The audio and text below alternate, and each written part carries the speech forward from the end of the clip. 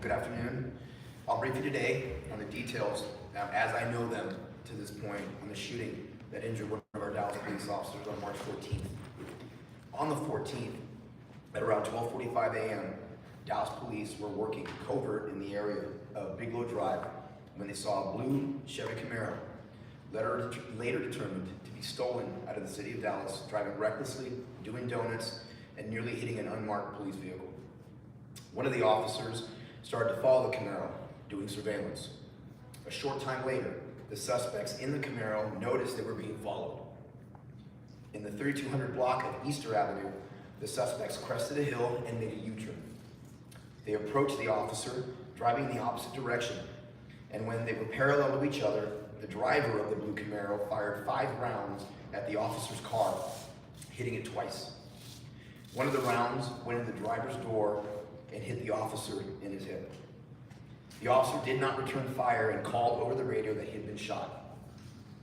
Officers nearby responded and provided medical care for the officer until he was taken to a local hospital and underwent surgery, where he still remains hospitalized but in stable condition. Officers located the blue Camaro on East Keys Boulevard and attempted to stop it, but the driver sped off and officers started to pursue the car. During the pursuit, Air 1 and the Dallas County Sheriff's Office assisted the Dallas Police Department. The pursuit lasted about 10 minutes, eventually ending in the 7200 block of Chesterfield. 3 of the 6 people in the Camaro ran from the vehicle. 1 passenger, a male, ran from the scene. A second passenger, a 15-year-old female, was caught after a short foot chase. Air 1 continued to follow the driver, later identified as 17-year-old Jahart Nickelberry, who you will see later on dash cam video running from the car with a gun in his hand. Air 1 directed officers to Nickelberry's location inside the apartment complex, and he was taken into custody. The other 3 passengers in the car remained in the car and were not charged. Nickelberry and the 15-year-old were taken to local hospitals with minor injuries. The 15-year-old was charged with evading arrest. Nickelberry, a documented gang member, has been charged with aggravated assault, evading arrest, detention in a motor vehicle, UUMV, tampering with evidence, and 2 aggravated robberies, and I'll have more on those in a moment. This investigation is ongoing, and there is a possibility of additional charges. Detectives continue to work to identify the second male suspect who ran from the scene. He is not currently in custody. Several weapons were seized by law enforcement.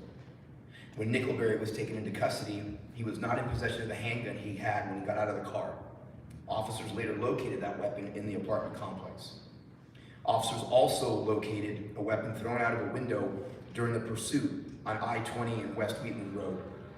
That gun was reported stolen out of Shreveport, Louisiana.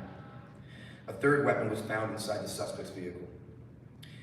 I know for a fact that my officers prevented further violent crimes to have been committed that night and future crimes, and we're lucky that we did not lose an officer in the process.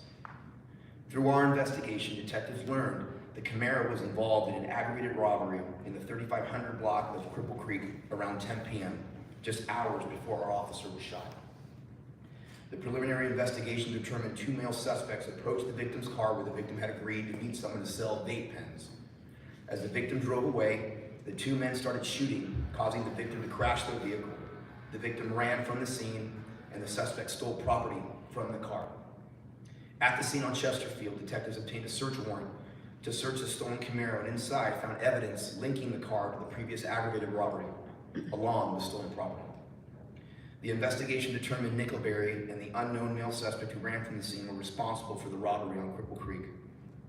Our detectives also learned Nickelberry was a suspect in an aggravated robbery offense in Ellis County. That offense involved a home invasion, led to an officer-involved shooting in Glen Heights. One of the suspects was killed, and the driver in the case was identified as Nickelberry. Nickelberry has been charged with aggravated robbery in both the Dallas and Glen Heights cases. We are lucky that we did not lose an officer that day. Whether Nickelberry knew if a Dallas police officer was inside that car or not, he fired into an occupied vehicle, showing absolutely no regard for human life. This is the type of crime that our men and women work every day to prevent, to put this type of violent criminal behind bars to make our streets safer. The men and women of the DPD go to work not knowing what the day or shift a call will hold, but they do it every day to protect and to serve. They do this job because they want what is right and what is best for the people of the city of Dallas. As for our officer, he continues to recover today.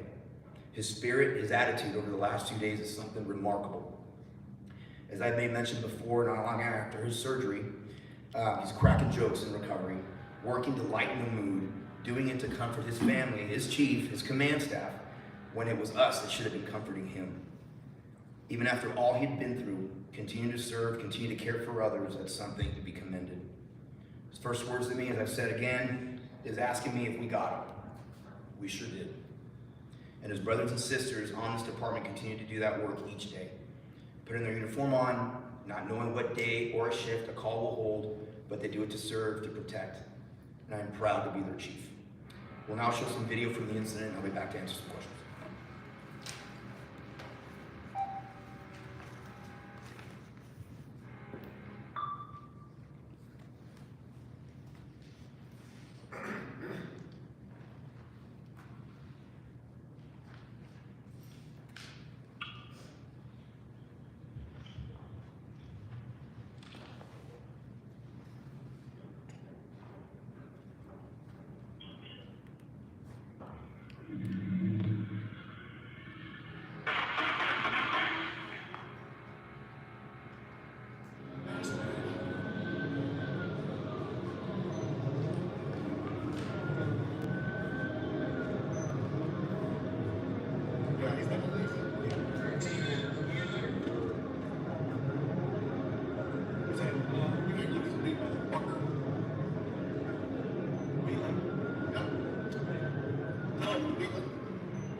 Exit at Wheeling at 35.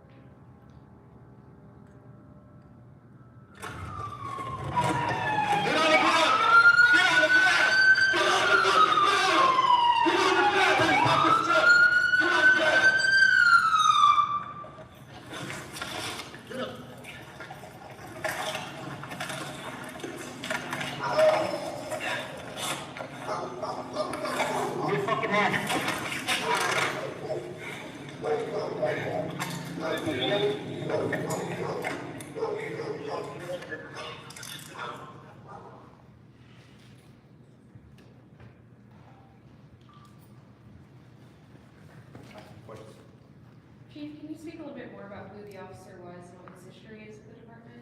So we're not identifying by name right now. He's a 4-year veteran. He was currently assigned to Tactical and Special Ops Bureau, and he was working overtime in a covert capacity. Chief, you said you weren't sure that they had made the officers. Do you think that they made that undercover vehicle, or? You know what, I don't know what the individual was thinking when he did it. Obviously, again, as I mentioned, he fired 5 times at that car. You know, our officers put their lives on the line every day. You know, when it was an officer and not a resident of the city of Dallas. And had it not been for our officers' actions that day, there would have been a lot more violence committed by that individual that night. I really have no doubt. But as to whether or not he made them as a cop, I don't know. And I don't really know I mean, either one, whether he made him as a cop, obviously, and fired, or he fired indiscriminately at a resident of the city. Again, it's what we battle every day. I'm just very proud of all the actions that day. And when, for clarity, for the unmarked vehicle, there was no lights, nothing on that car that would indicate that it was an officer in there? No. Is there anything you could tell us about that second mail that's still on the run? Anything people should be on the lookout for, or? No, not really right now at this time. Obviously, our detectives are working on identifying the individual.